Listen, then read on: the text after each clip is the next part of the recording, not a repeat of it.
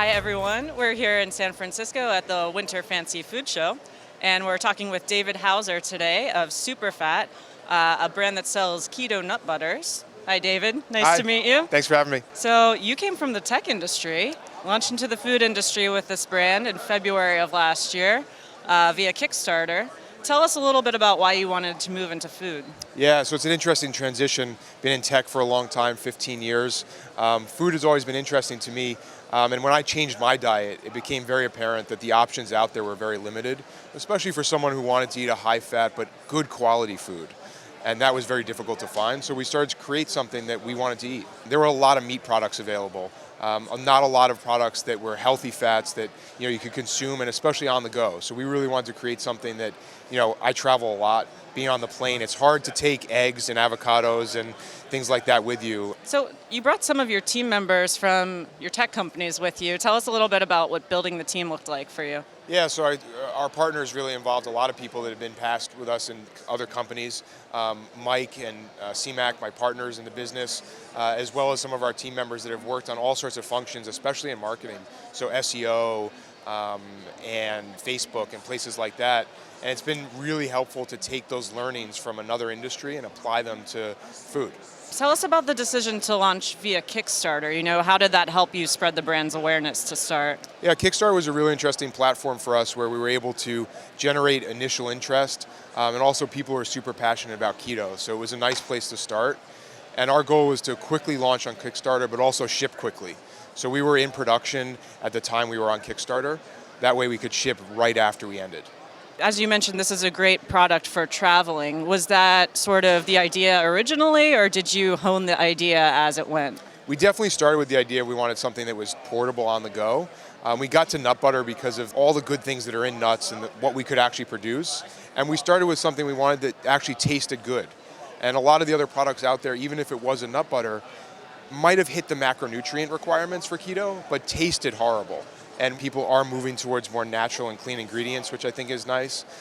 Even in kind of the natural space, there's been a trend towards more real foods compared to processed, and I hope that continues. I really look at the keto space as less competitive brand to brand, right? Like just because someone buys our product doesn't mean they're not going to buy another keto product. Mm-hmm. People are looking for how do they stock their pantry and their fridges with these products that support their lifestyle. So I think it's a pretty big pie that we're all expanding compared to just breaking up. And so coming from the tech industry and learning about all of this, product formulation, distribution, what did you find to be the biggest challenge? So it's really been interesting. Like I learned a tremendous amount very quickly with our partners and stuff that I never would have known. But what's most interesting is we've applied a lot of the things that we learned in tech to this business, how we do marketing, how we do outreach, things like that I think we do a little differently than a lot of other brands because we're coming from a different industry. It seems like branding and design was a huge priority for you. Can you tell us a bit about that? Yeah, we really cared about that a lot. One of our partners is really passionate about that, and one of our core values is experience first, and that includes the brand. And that's from the packaging to the logo to the colors, so not just how the product tastes, but all of those other attributes as part of the experience. What would you tell an emerging brand in the space, in terms of prioritizing that? Making sure that the brand is cohesive and clear on what you're doing, right? And although we sell a keto product, we stayed away from the keto name because we believe that in the long run, healthy fats is going to be the trend, not just keto as a term. And then focusing on really high quality ingredients and taste. I think a lot of brands miss out on that right now, and they're just like, how do I hit the macronutrient requirements compared to how do I actually put in great ingredients that are real foods and taste good? Mm-hmm.